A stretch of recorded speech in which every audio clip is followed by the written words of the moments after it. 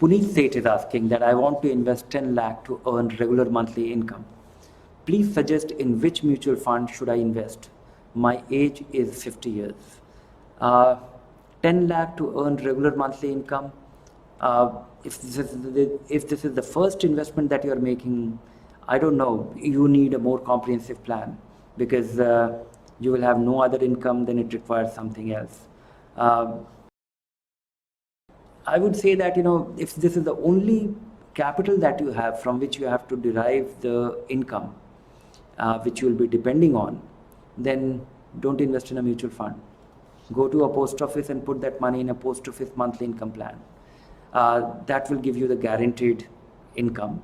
It will be lower, but then much higher than the bank deposits and other things.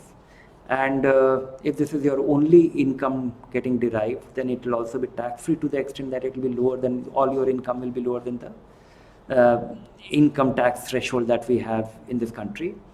But unless you share more information, I really can't work on incremental plan. And this is a dangerous plan in a sense that if you consume all the income derived from post office, which will be about, which will not be very substantial, assuming 8%, so it translates into even 8% is difficult, 7% or 7.25%.